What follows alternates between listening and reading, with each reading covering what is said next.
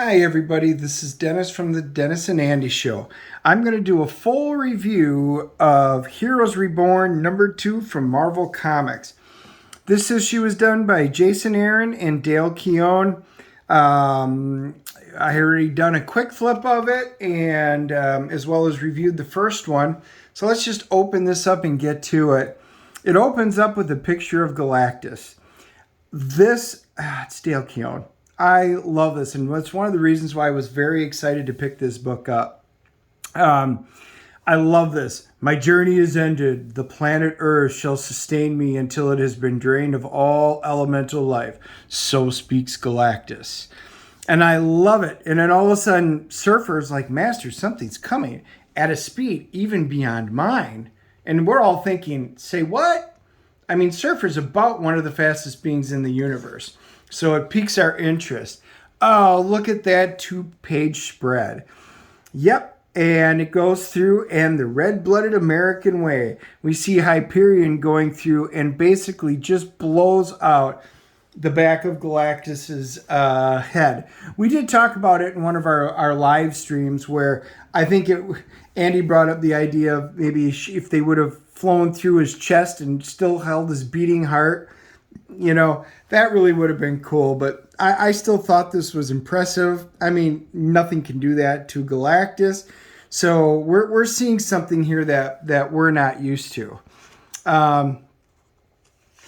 Invaders from the negative zone. You know, and then, you know, you see him and you know he's a school teacher. So he's sitting there doing grading papers. They're going through a bunch of stuff, and then Reed Richards, you know, he's calling Hyperion on all supersonic frequencies. This is Dr. Richards, basically saying something's gone wrong.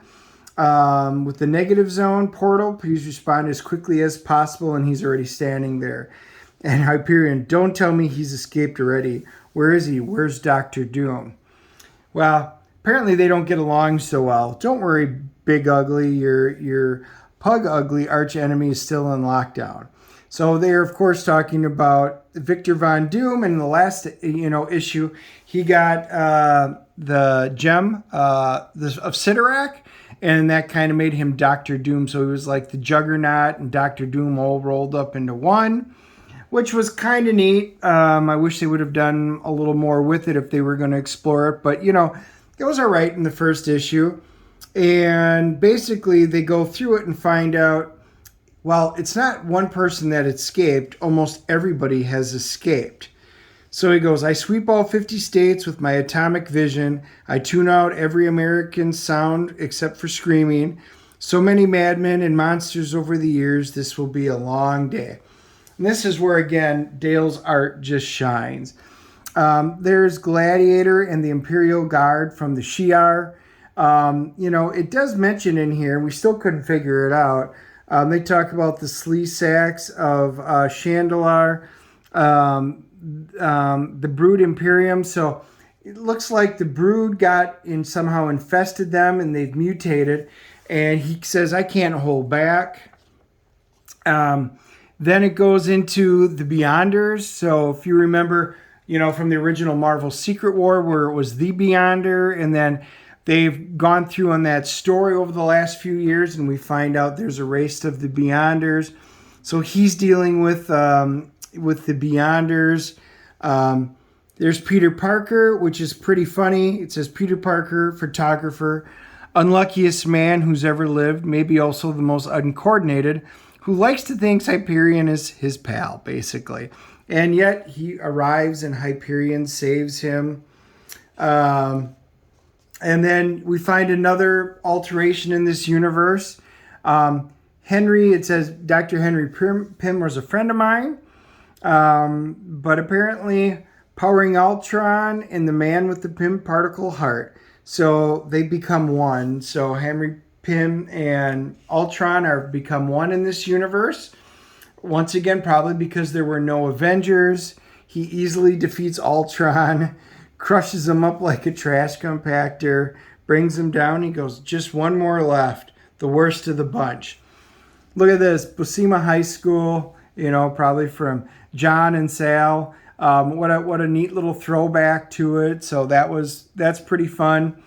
And then in the class at his school, you see somebody talking to him. Well, boy, that looks a little green. And it's Hulk. And it's like original Hulk that they had said in the first issue, they had put away in the negative zone. So he goes, me am crazy. Hulk am craziest one there is. Hulk not wonder why everyone else is seeing that.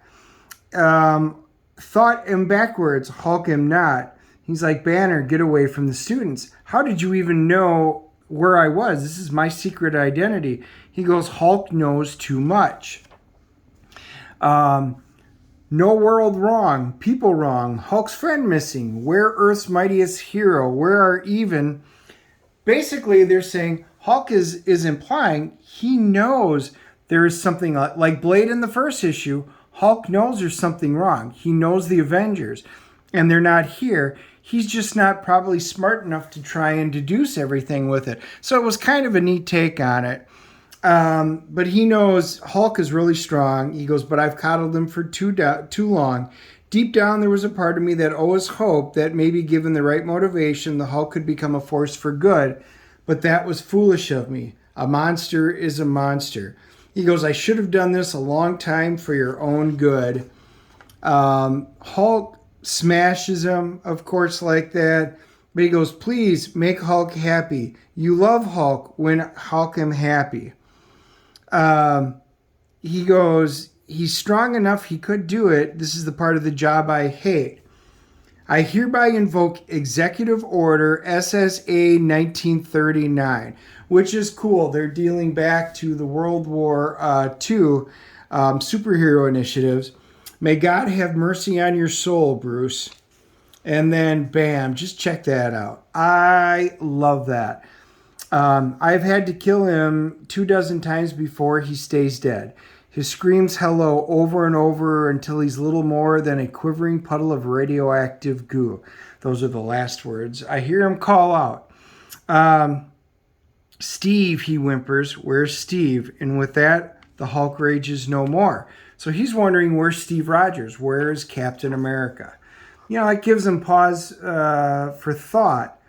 And Mr. Milton, this world is built on lies. Read quietly to yourselves for a moment, students, because somebody's calling to him. So he flies out, dig up the old recordings from the Pentagon. So this is really cool. He actually goes and flies into the heart of the sun. Gives him time to think, renew his energy, remind me of the truth. This is a really, again, just absolutely cool shot. Captain America is long dead. Hyperion is the super-sentinel of liberty, now and for all tomorrows.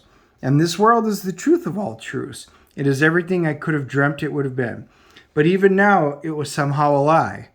I would like to keep it all exactly the way it was.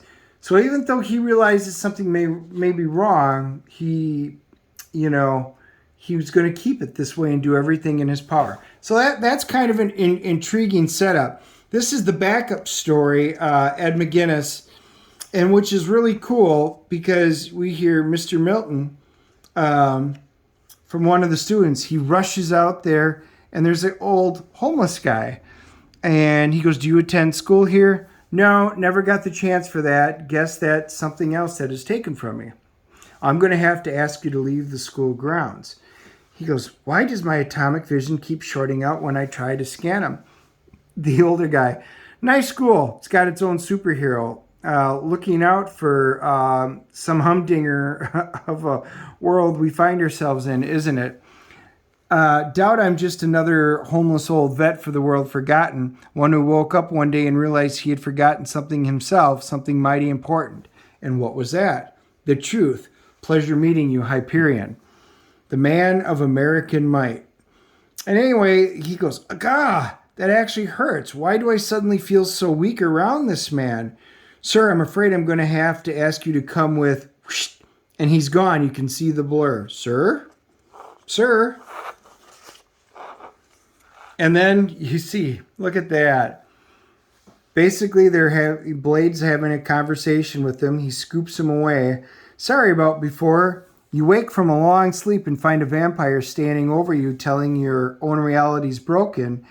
Instinct says no start punching and running, but I've seen and heard enough to know you're right, Blade. And that is, this is all very wrong. God help me, what else did I miss while I was forgotten in the ice? And this was just a great shot. I'll tell you about the Avengers. Don't tell me, Blade, show me. Because you and me, we got work to do. That is really cool. So Jason Aaron and Ed McGuinness did a really cool short story that's in the back. I will tell you my thoughts on this book are as follows. I was kind of let down with the first one. It was not that exciting of a book. This one captured my attention. I love that we got to find out the history of Hyperion and the artwork. I mean, again, the moment I opened this book, this page, this caught my attention. I knew what else. I got this book for this one page. This was just absolutely fantastic. It caught my attention. It kept me interested. And the story centers on Hyperion. And we really got to know a lot about Hyperion. The art was phenomenal. Dale Keown, I can't say enough about how much I enjoyed it in this book. I'm glad he did this. The story was more interesting. It piqued my interest far more than the first one did. I am going to give this a CGC rating of 7.5. I might even go to 8.0. I really liked a lot. You know what? I will go 8.0. The more I look at it, the more I think the story and the art, they just did a much better job of communicating things in this second issue than it did in the first one. I'm very curious to where they're going to go now in the third one, and that's the point of these comics. I shouldn't be stopping at the end of the comic and going, okay, I'm done. I want more. This book kind of makes me want more of what it is. I think the first one just kind of brought it down a little bit. Not saying it was terrible, just saying, with all the tie-ins and stuff, I'm probably just not going to spend the money on it. But at least for this main title, it's got me interested. What I'd like you to do is hit the up button, the like button, and then hit the subscribe button so you can find out when I do this. Leave your comments below. What did you agree or disagree with me about? Did you like or dislike certain things?